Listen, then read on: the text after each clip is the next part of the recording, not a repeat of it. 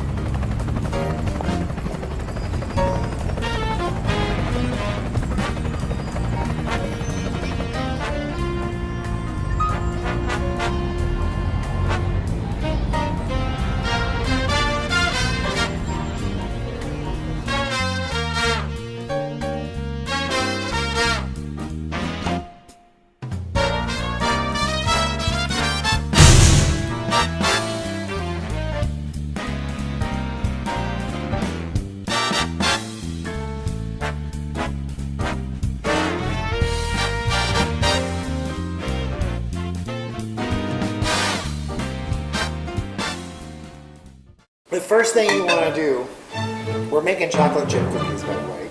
It's a classic.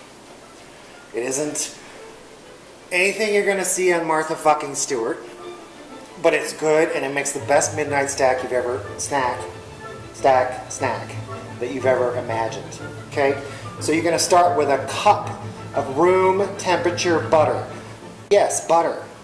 This is room temperature, totally softened. This is unsalted butter. That's what you always want to use, because you can always add salt.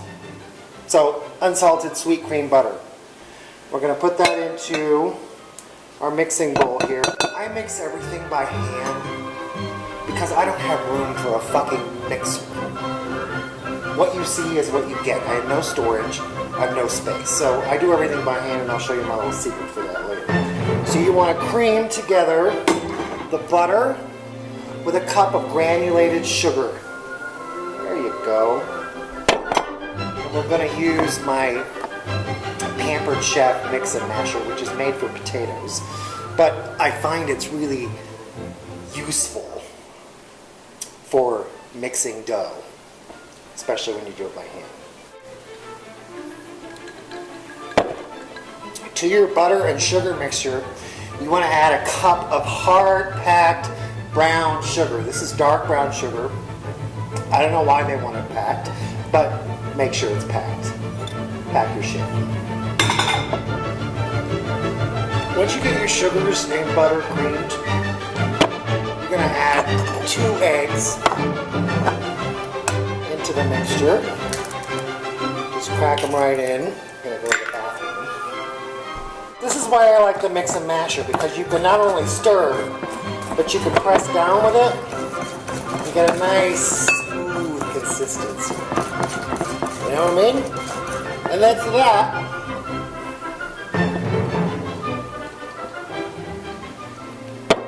we're going to add 2 teaspoons of vanilla extract. There's vanilla extract, and then there's vanilla extract. You don't want the cheap Kroger shit. You want something that's decent and yet isn't going to break the bank. So make sure you find something that's pure vanilla extract and not some imitation shit, okay? And then to that, we're going to add a ½ teaspoon of salt. Once you've added in your salt, you're going to stir in 3 cups of flour and 2 teaspoons of baking soda. Not baking powder, baking soda. And if I hear you bitching that your cookies aren't leavening enough, it's probably because your baking soda has been around since Miley Cyrus was cute. It expires. Check the expiration date, and if that doesn't tell you anything, then pour 2 teaspoons of vanilla in here, and you should hear it sizzle. That means it's active, and that it's alive, and that it's going to work. I've already done that. I had a fresh box. It's $1.50 at the store. I don't want to hear about your baking soda. Okay? So I like to sift my flour in a cup at a time for a couple of reasons. Because I just stir by hand so it gives you fewer lumps. And it mixes the ingredients, and I just always get a better cookie batter. So take a cup of flour. You don't need to level it off with a knife if you have any sort of a fucking brain. Just kind of make sure you have a cupful. Shake it out. Put it in your sieve. We're going to add the baking soda. Into that. We're going to sift a cup in. And then we're going to mix it. And then we're going to sift another cup. Alright? Where the fuck is this sifting? And once you've sifted in your 3 cups of flour, you're going to continue to stir and mix. Now, even if you have a big fancy $600 mixer, there's no reason to make it work harder than it needs to. The point being, sift your fucking dye. Sift your fucking dry ingredients. Once you've scraped down the sides of the bowl, because you want to make sure everything is mixed correctly and there's no flour hanging around the edge and that everything's in there. So once you've done that with your rubber spatula, fuck me, that's hard. And then we're going to add chocolate chips. I have about 2 cups of semi-sweet chocolate chips. You use whatever you want to use. I use the semi-sweet chocolate chips. I don't buy expensive ones because it's a waste of money. Mix those in. Now at this stage of the game, when your dough is mixed, you can absolutely roll that up in parchment paper into a nice log and stick it in the freezer or the refrigerator and bake it when you have time. Because everybody bitches about how busy they are. So that's an option. We're going to make what we call today drop cookies, where we're going to drop it on a cookie sheet. Now I use parchment paper on a baking sheet. Yes, I know about the Silpat. Yes, I know about the Exopat. I know all about the silicone $35 fucking liners for your cookie sheet. I don't need it.